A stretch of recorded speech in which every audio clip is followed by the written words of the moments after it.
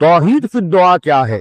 صرف اللہ کو پکارا جائے. اور شرک فی الدعا، جس کو بھی پکاریں گے آپ مدد کے لیے اس کو آپ نے معبود بلایا. کیسے بات؟ یہ مسئلہ سمجھ لیجیے. لا تدعو مع اللہ احدا، اللہ کے ساتھ کسی کو مت. حضور نے فرمایا کہ جوتی کا تسمہ بھی مانگنا ہو تو اللہ سے مانگ. اللہ نے تو دروازہ کھولا ہوا ہے، جو چاہو مانگو، کسی اور سے مت مانگو. دیکھیے ایک علمی مسئلے اور ہوتے ہیں. یہ جو روحانیات کا معاملہ ہے، عالم ارواح میں کیا صورت ہے، ارواح صرف کہیں اللہ کے پاس کسی کولڈ سٹوریج میں ہے یا اس کا اس دنیا سے بھی کوئی تعلق ہے، علمی مسائل ہیں. فرض کیجئے اس وقت کوئی ارواح یہاں موجود ہو، فرض میں اس کا انکار نہیں کروں گا، ہو سکتا ہے کہ ہو سکتا ہے کوئی روحانیت والا شخص بتا بھی دے کہ ہاں فلاں کی روح موجود ہے، ہوگی بھائی، اسے نظر آتی ہوگی، ٹھیک ہے. یہ بھی ہو سکتا ہے کہ کوئی شیطان جن ہو اور وہ دھوکہ دے رہا ہو کہ میں فلاں کی روح ہوں، ہو سکتا ہے کہ نہیں. لیکن یہ بھی ہو سکتا ہے، وہ بھی ہو سکتا ہے. مجھے اس سے بحث نہیں. مجھے جس سے بحث ہے وہ یہ ہے کہ مجھے پکارنے کی اجازت نہیں ہوا کرے. کسی کی روح موجود ہوا کرے، مجھے میرے رب کی اجازت نہیں ہے کہ میں اسے پکاروں. مدد مانگوں گا اللہ سے، دعا کروں گا اللہ سے، استغاثہ کروں گا اللہ سے، تکلیف کے لیے دعائی دوں گا اللہ کا. اب اللہ جس سے چاہے کروا دے، کسی روح کو بھیج دے، کسی فرشتے کو بھیج دے، مجھے کیا ہے؟ مجھے آم کھانے ہیں، پیڑ نہیں گننے. فلاں روح نے آگے کام کر دیا، کرے بھائی، میرا کام بننا چاہیے. اور فرشتہ آ گیا، اس نے کام بنا دیا، تو کرے، مجھے کیا غرض ہے اس سے؟ میرا کام بننا چاہیے. میرا مسئلہ یہ ہے کہ مجھے پکارنا ہے صرف. اللہ کو اس کی بھی قدرت ہے، کسی کو نہ بھیجے، نہ کسی روح کو بھیجے، نہ ملائکہ کو بھیجے، بغیر کسی کے جو چاہے کرے. اللہ کا مرضی ہے، وہ چاہے کسی روح کو بھیج دے، کسی فرشتے کو بھیج دے، مجھے اس سے غرض ہی کوئی نہیں. مجھے تو اپنی تکلیف کا دور ہونا مطلوب ہے، اس کے لیے میں پکاروں گا. سمجھ رہے؟ دیکھیے میں سادہ ترین کر رہا ہوں مسئلہ. عبد القادر جیلانی کی روح یہاں ہے یا نہیں، حضور کی روح انور یہاں ہے یا نہیں، یہ تو علمی مسئلہ ہو گیا نا. یہ فرشتے یہاں ہے کہ نہیں، کوئی اختلاف ہے؟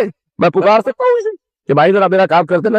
یہ کروں گا تو صرف موجود ہے کہ رامن کاتبین ہے کہ نہیں. موجود ہونا نہ ہونا یہ مسئلہ علمی. جو اصل میں شرک سے متعلق مسئلہ ہے وہ یہ ہے کہ پکارنے کی اجازت نہیں. دیکھیے حضور کی ایک حدیث ہے اور یہ ایک ہمارے لیے خوشخبری ہے.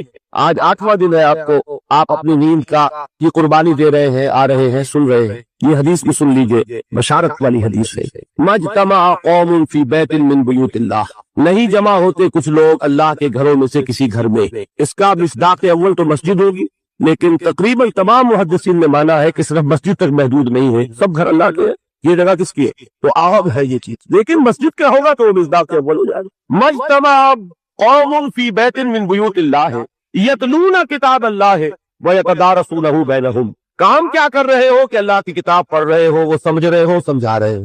تو کیا ہوتا ہے؟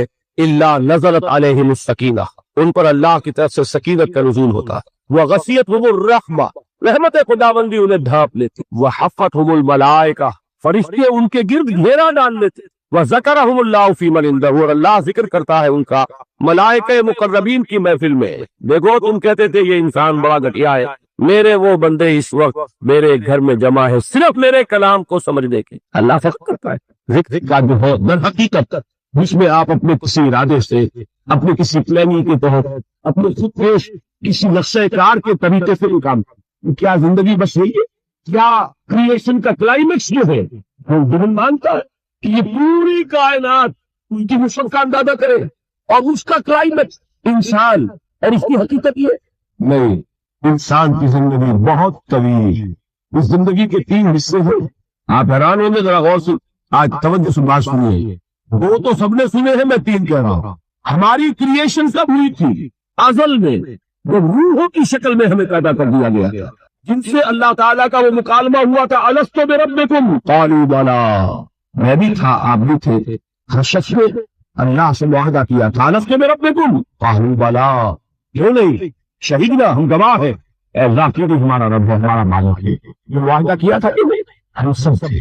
فرق کیا ہے؟ صرف ہماری ارواح کی یہ اجساد نہیں، جسم نہیں تھے، ارواح. کریشن تو اس وقت ہے. ایک زندگی ہماری وہ ہے جو ہم بتا ہے، ایک زندگی یہ ہے ایک جسم کے ساتھ. وہ جسم جو زمین سے بن رہا ہے، پیدا ہو رہا ہے، زمین کی غذا سے چل رہا ہے، اس کے ساتھ اس روح کو شامل کر دیا گیا. یہ ہماری حیات زندگی. اس کے بعد وقت آئے گا، جسم واپس چلا جائے گا جہاں سے آیا تھا. منہا خلقناکم وفیہا نعیدکم ومنہا نخرجکم تارۃ اخری، اسی میں سے ہم نے تمہیں بنایا تھا، اسی میں لے جائیں گے، اسی میں سے پھر قیامت میں اٹھا کھڑا کریں گے. لیکن کیا روح بھی دفن ہو جاتی ہے؟ ہماری اصل حقیقت وہ اس وقت لوٹتی ہے وہاں جہاں سے وہ آئی تھی. یہ مفہوم ہے انا للہ و انا الیہ راجعون. ہماری ارواح وہاں سے آئی تھی وہی لوٹ جائیں گی. ہمارا جسم زمین سے آیا تھا زمین میں لوٹ جائے. یہ زمینی شے ہے، وہیں سے آئی تھی وہی دفن ہو جائے گا. دفن ہو جلا دی جائے، جو بھی ہو وہی جائے گا. چینے کھا جائیں گے پارسی کی لاش کو تو چینے بھی تو پھر مٹی بن کر مٹی میں مل جائے گا. بہرحال یہی سے تم آئے یہی جاؤ گے. لیکن ہم در حقیقت اس شے سے عبارت ہے وہ ہمارا جسم نہیں ہے. سورۃ الکوثر اس پس منظر میں محمد رسول اللہ کا ظہور ہو رہا ہے. یہ تین صورتیں جو ہے اس میں پس منظر رکھا ہے. ایک میں تاریخی تھی، ایک یہ ان کا معاشی اور اقتصادی، ایک نے ان کی اخلاقی اور مذہبی حیثیت.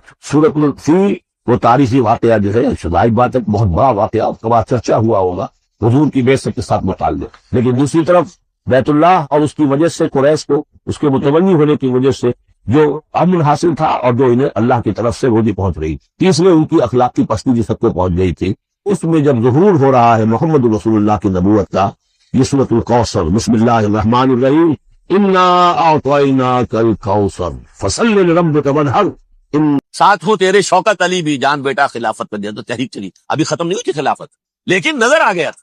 بڑا پیارا واقعہ ایک صاحب نے سنایا ہے کہ جب شیخ الہند جو ہے اسیر تھے مالٹا، یہ 1915 سے 1920 تک رہے، تو وہاں جو تھا مالٹا کا جو کیمپ تھا جس میں کہ یہ اسیر تھے، اس کا کمانڈانٹ جو تھا انگریز، انہوں نے دیکھ لیا تھا یہ بہت فرشتہ خصلت انسان ہے، نورانی شکل ہے، تو وہ اچھا میل ملاپ تھا.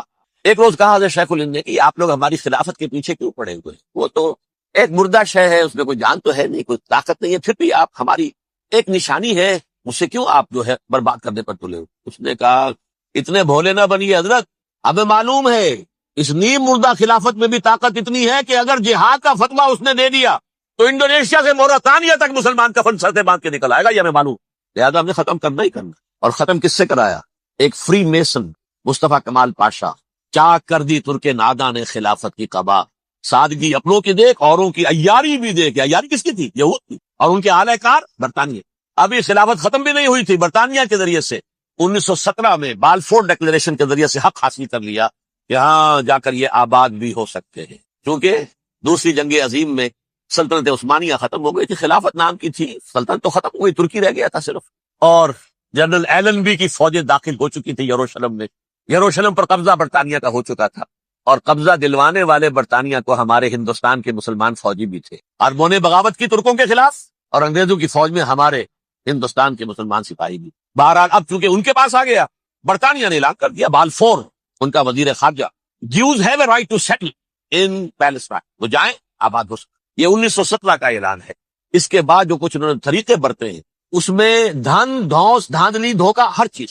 مثلا دھن گئے جناب یہ آپ مکان بیچیں گے، اچھا جی لے لیجیے، آپ کیا مانتے ہیں 10 لاکھ، میں 11 لاکھ دیتا ہوں لیکن کل ہی نکل جائیں.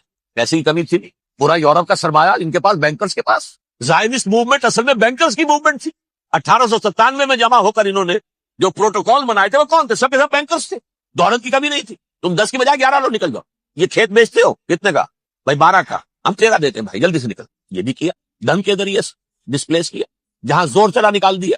اور اس کے بعد پھر جب سن 48 میں اسرائیلی ریاست قائم ہو گئی، اب اسرائیلی جو ہے عدالتوں میں استغاثے دائر کرنے شروع. یہ فلاں مکان میرے پرانے پگڑ دادا سگڑ دادا کا تھا 2000 سال پہلے، اس کے اوپر یہ قبضہ کر کے بیٹھے ہوئے، یہ میرے پاس دستاویزات ہیں، اچھا ٹھیک ہے آپ نکل جائیں، یہ مکان ان کا ہے.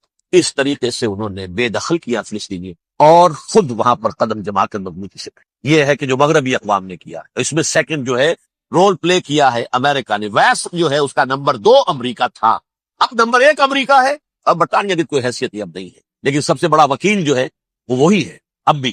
لیکن ظاہر بات ہے کہ west white Anglo Saxon Protestants کا امام اس وقت جو ہے وہ برطانیہ US میں 1948 میں یہ قائم ہوا. اور یہاں پہ نوٹ کیجئے پاکستان 47 میں قائم ہوا، اور تقریباً 9 مہینے کے درمیان میں اگست 47 اور مئی یا جون 48. اس کا کیا مطلب ہے یہ میں بعد میں بتاؤں گا.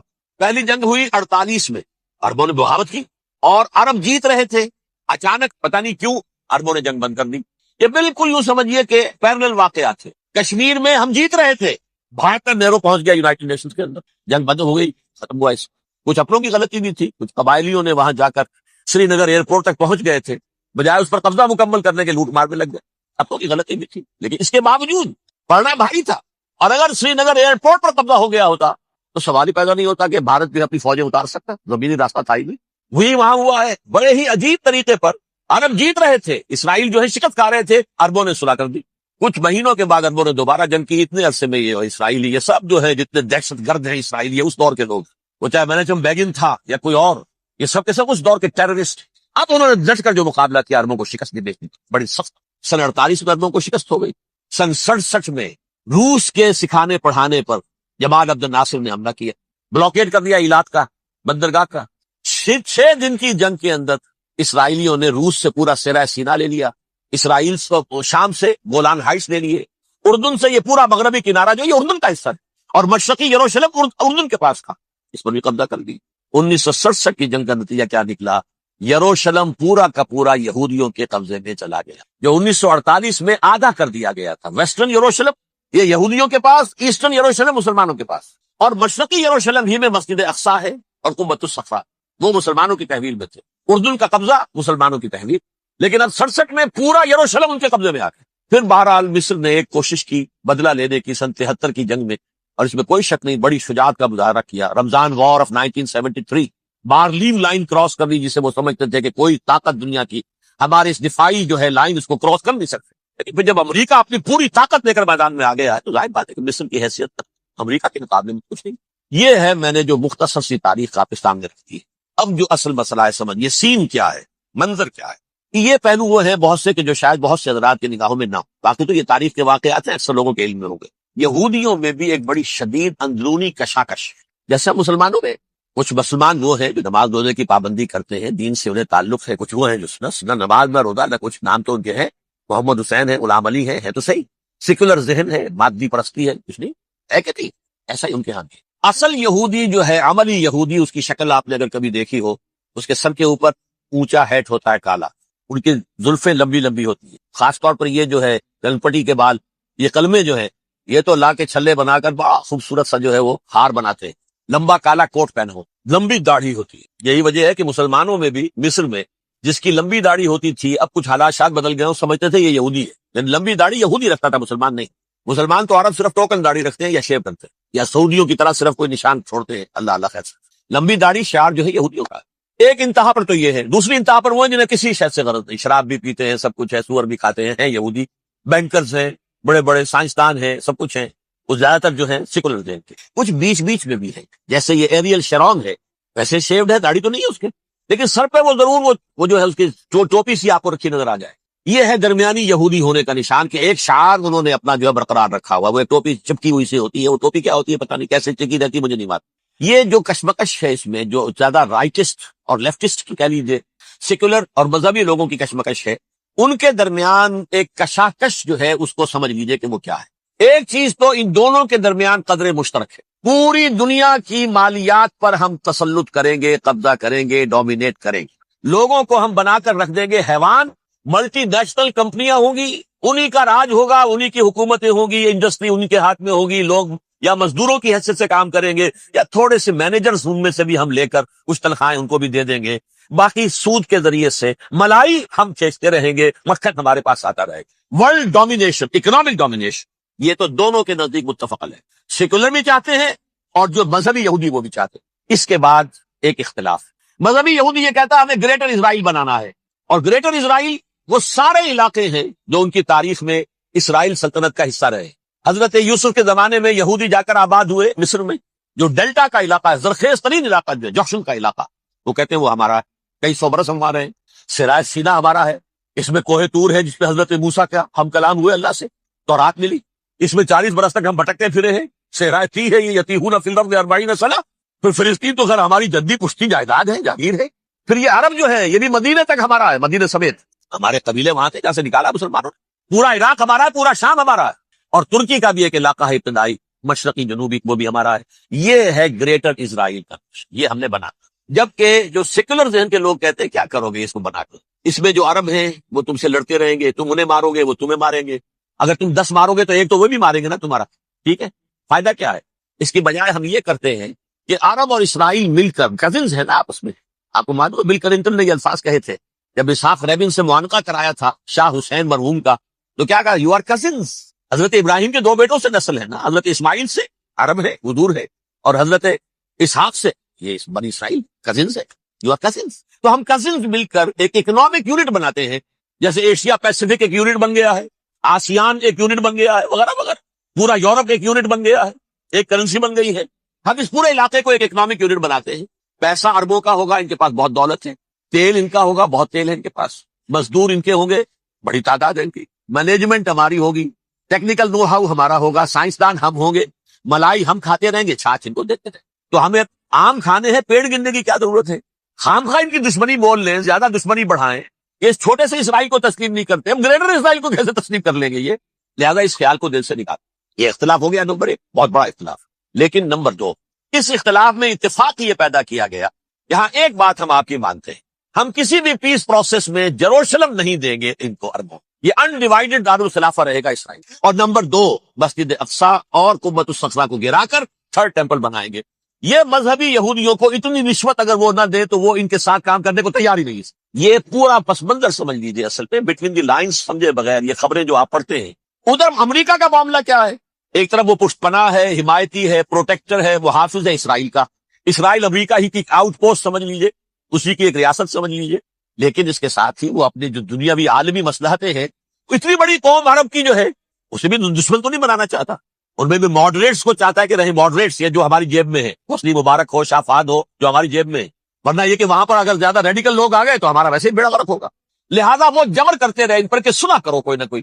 یہ صلح کے لیے دباؤ امریکہ کا ہے, اسرائیل نہیں چاہتا صلح, دباؤ ہے امریکہ کا. اب میں آپ کو یاد دلاتا ہوں, خلیج کی جنگ ختم ہوئی, بش, یہ باپ اس کا جو اب ہے بش, اس کا بڑا بش جو سینئر, اس کی پاپولیرٹی ریشو جو ہے 89% تھی اس وقت امریکہ کے اندر. اتنی بڑی جنگ فتح کی تھی اور چند امریکی مرے صرف. لیکن اس نے ایک موقف اختیار کیا یہود کے خلاف. $10 بلین منظور ہو چکے تھے اسرائیل کو دیے جانے تھے نئے سیٹلمنٹس بنانے کے لیے. اسرائیل اس نے کہا یہ رقم میں ایشو نہیں کروں گا جب تک پیس پروسیس شروع نہیں کرتے. یہ دباؤ تھا جس کے آگے گھٹنے ٹیکنے پڑے $10 بلین کے لیے. لیکن اس کا بدلہ یہ چکایا کہ الیکشن میں ہرا دیا اس. حالانکہ وہ ہیرو, فاتح, خلیج کی جنگ کا فاتح, 89% ریٹنگ, الیکشن میں زیرو. دباؤ تھا. اسی طرح بل کلنٹن کا دباؤ رہا, کسی طرح صلح کرو, کسی طرح صلح کرو, کسی طرح صلح کرو. اور اس معاملے میں یہ تسلیم کرتا ہوں, اس معاملے میں اس نے واقعتاً ایڑی چوٹی کا دور لگایا. اور یہ بھی تسلیم کرتا ہوں کہ اس کے دباؤ میں آ کر ایہود باراک جہاں تک چلا گیا تھا, اب کوئی نہیں جا سکتا. وہ آفر نہیں دے مل سکتی اب دوبارہ فلسطینی ہو. یہ بھی میں بھول گیا آپ کو بتانا. یہ جو پروسیس شروع ہوا ہے جس کا نام تھا لینڈ فار پیس, اصول کیا دیا تھا امریکہ نے کہ دیکھو اسرائیلیوں, یہودیوں, تم نے سن 67 میں جو زمینیں ان سے چھینی تھی, جو علاقے, یہ ان کو واپس کر دو اور ان سے صلح کر لو. یہ سب تمہیں ریکگنائز کر لیں گے, جنگ ختم ہو جائے. صحرائے سینا دے دو, مصر تم سے صلح کر لے گا. وہ ہو گیا, انور سادات نے صلح کر لی, ریکگنائز کر لیا, صحرائے سینا واپس آ گئے. عربوں نے اسے اپنی فولڈ سے نکال دیا, عرب لیگ سے نکال دی. شام بھی تیار رہا ہے لیکن پورا گولان ہائٹ مانگتا ہے. وہ ابھی جو پچھلے دنوں کلنٹن کے آخری دور میں گفتگو ہوئی تھی, اس نے کہا جتنا تم نے ہم سے علاقہ چھینا تھا سارا واپس کرو تو ہم کر لیں گے ریکگنائز. اس میں سے کچھ ایسا اسٹریٹجک امپورٹنس کا علاقہ ہے وہ یہودی کسی طور پر دینے کو تیار نہیں, لہذا صلح نہیں ہو سکتی. شرق اردن سے جو علاقہ لیا تھا وہ ٹھیک ہے, وہ رکھو, اس کے اندر فلسطینی ریاست بنا دو. یہ علاقہ جو ہے فلسطینیوں کی میجورٹی ہے اس میں, تو اس کو فلسطینی ریاست بنا لو. ایک ریاست ودن ریاست ہو جائے گی, اسرائیل ریاست, فلسطینی ریاست. یہ ہیں 3 مین پوائنٹس. چوتھی بات پہ آ کر روک دیتے تھے کہ یہ پھر بعد میں سوچیں گے یروشلم کا مستقبل کیا ہوگا, یہ موسٹ سینسٹیو ایشو جو ہے یہ بعد میں سوچیں. اب جب یہ پیس ٹاک شروع ہوئے تو یاد ہے اسحاق ریبین تھا, اسے کس نے قتل کیا؟ یہودی نوجوان نے. یہ تم کیسے دے رہا ہو زمینیں, ہمیں تو اور لینی ہے. تم نے سینا واپس کر دیا, ہمیں تو جشن کا پورا علاقہ لینا, مصر کا سارا فرٹائل ایریا جو ہے وہ لینا. اس تم گولان ہائٹس دے رہے, ہمیں پورا شام لینا ہے. لہٰذا تم کیسے کرنا؟ لینڈ فار پیس, پیس اور نو پیس, نو لینڈ. زمین ہم واپس نہیں کی, ہمیں تو اور لینی. کس نے قتل کیا؟ یہودی نے, فلسطینی تو نے قتل کیا. ایہود باراک کی بات میں آپ کو بتا رہا ہوں, یہ یہاں تک چلا گیا تھا کہ اسرائیلی ریاست بھی ہم فلسطینی ریاست بھی مان لیں, یروشلم بھی, مشرقی یروشلم دے دیں گے, تمہارا اقتدار ہوگا. البتہ یہ جو احاطہ ہے جس میں جنوب میں مسجد اقصی ہے اور ذرا شمال کی طرف ہے قبۃ الصخرہ. قبۃ الصخرہ آپ جانتے ہیں, جب بھی ٹیلی ویژن پر یروشلم سے کوئی خبر آ رہی ہوتی ہے پیچھے وہ بڑا سا مینار, وہ گنبد نظر آتا ہے سنہرا. یہ وہ جگہ ہے چٹان, ٹیمپل ماؤنٹ. یہ پہاڑی تھی پہلے, جیسے کوہ صفا, کوہ مروہ کیا رہ گئی ہے, کبھی پہاڑیاں تھی. یہ کوہ صفا کے اوپر چڑھ کر حضور نے نعرہ لگایا تھا وہاں صبا. اب کیا ہے وہ کوہ صفا بیچارہ, وہ تو ایک چھوٹی سی علامت ہے, کوئی پہاڑیاں سے دکھائی دیتی ہے, اس کے اوپر بھی گنبد ہے. اسی طرح ٹیمپل ماؤنٹ ہے وہ جہاں پر کہ ہیکل سلیمانی تھا, اور وہ گرا دیا تھا رومیوں نے, مسلمانوں نے تو نہیں گرایا. لیکن پھر حضور کو معراج وہاں سے ہوا تو عبد الملک بن مروان نے وہاں پر یہ بہت بڑا گنبد بنا دیا. یہ قبۃ الصخرہ ہے, وہ مسجد اقصی نہیں ہے. مسجد اقصی اس کے علاوہ وہ جنوبی علاقے, ایک ریکٹینگولر احاطہ ہے بہت بڑا, جس کے جنوبی علاقے کے اندر مسجد اقصیٰ ہے اور یہ اس کے شمالی حصے۔ یہود براق نے یہاں تک آفر کر دی تھی کہ مسجد اقصیٰ تو اپنے پاس رکھ لو، لیکن یہ ٹیمپل جو ہے، یہ ٹیمپل ماؤنٹ، یہ قمۃ الصخرہ، اس لیے کہ یہ ہماری کمٹمنٹ ہے مذہبی یہودیوں کے ساتھ کہ ہم یہاں پر جو ہے ٹیمپل بنائیں گے، تھرڈ ٹیمپل، ہیکل سلیمانی کی تیسری مرتبہ تعمیر یہاں ہوگی۔ لیکن ظاہر بات ہے فلسطینی کیسے مان لیں، مسلمان کیسے مان لیں؟ یہ ہے وہ چیز کہ جس کی وجہ سے وہ سارا معاملہ ناکام ہوا۔ ویسے مجھے یقین ہے کہ اگر فلسطینی مان بھی لیتے تب بھی یہودی جو ہیں جس طریقے سے اسحاق ربیون کو اس نے قتل کر دیا تھا، تو یہ اس کو بھی، یہود براق کو بھی قتل کر دیتے، اور وہ کسی صورت تسلیم نہ کرتے کہ یہ یروشلم جو ہے یہ انڈیوائیڈڈ سٹی نہ رہے، بلکہ ڈویژن ہو جائے اس کی، اور صرف مغربی حصہ ہمارے پاس رہ جائے اور مشرقی جو ہے عربوں کے پاس، کبھی تسلیم مر جائیں۔ اب دیکھیے اس وقت شکل کیا ہے۔ میرا اندازہ یہ ہے کہ اب جو مذہبی یہودی ہیں ان کے صبر کا پیمانہ لبریز ہو گیا ہے، اور اب ایک مڈ وے آدمی اس وقت وہاں پر آ گیا ہے، ٹوپی والا، اگرچہ وہ پریکٹسنگ یہودی اس طرح کا نہیں ہے، داڑھی والا نہیں ہے، زلفوں والا نہیں ہے وہی کوٹ پینٹ والا، لیکن یہ کہ اوپر رکھتا ہے وہ ٹوپی۔ ایریل شرون اور انتہائی سفاک، جس نے کہ فلسطینیوں کے 2 کیمپ ایسے اڑائے تھے جیسے کہ چیونٹیوں کیا ہو لشکر اور ان کو پاؤں تلے رون دیا جائے، اس طریقے سے بہت بڑا قاتل، مرڈرر، وہ وزیر اعظم، اور اب جو ہے ان کے صبر کا پیمانہ لبریز ہو گیا ہے۔ اب ان کا فیصلہ یہ ہے کہ انہیں 3 بڑے بڑے قدم اٹھانے۔ نمبر 1، فلسطینیوں کا خاتمہ، ایتھنک کلینزنگ۔ اگر یہ فلسطینی رہتے ہیں یہاں پر تو اگر 10 ہم ان کے ماریں گے تو 2-3 یہ ہمارے مار دیں گے۔ اسرائیلی کی جان تو بہت قیمتی ہے، یہ تو خیر 1000 بھی مر جائے تو کوئی بات نہیں، یہ تو کیڑے مکوڑے ہیں، جنٹائلز ہیں، گوئمز ہیں، یہودی وہ مر جائے، لہذا ان کا ٹنٹا مکاؤ، اب ان کو ختم کرو۔ وہ اشتہار شاید آپ کے دنوں سے گزرا ہوگا جس میں نے یہ الفاظ لکھے کہ بوسنیا کی ایتھنک کلینزنگ جو ہے ماند پڑ جائے گی، اور جو کچھ ایتھنک کلینزنگ ہوئی تھی 500 برس قبل ہسپانیہ میں، اس کا نقشہ آپ دیکھیں گے دنیا۔ اس وقت کیا ہوا تھا؟ عربوں کو، مسلمانوں کو یا جلا دو، قتل کر دو، یا جہازوں میں ان کو ڈمپ کر ہوئے اور لے جا کر شمالی افریقہ کے ساحل کے اوپر اتار دو ڈک۔ ایک بچہ بھی نہیں رہنے دیا تھا ہسپانیہ میں۔ 1492 میں سقوط غرناطہ ہوا ہے، اور اس کے بعد 10 سال کے اندر اندر ایک ایک بچہ مسلمانوں کا ختم کر۔ یہ ہے فیصلہ ان کا۔ اب بہت بڑا قدم وہ اٹھانے پر بھائی کب تک آپ رہیں گے؟ ہمارے لوگ مارتے ہیں، 16 نوجوان ہمارے مار دیے، لیکن آج گھر تھا اس میں ایک چلا گیا فلسطینی، بم اپنے جسم سے باندھ کر وہاں اڑا دیا، خود بھی اڑ گیا، 16 ان کے نوجوان اڑ گئے۔ لہذا یہ چیز ان کے لیے ناقابل برداشت، ان کے صبر کا پیمانہ اب لبریز۔ نمبر 2، انہیں بہرحال اب یہ کرنا ہے کہ مسجد اقصیٰ کو گرائیں، قمۃ الصخرہ کو گرائیں اور ٹیمپل بنائیں۔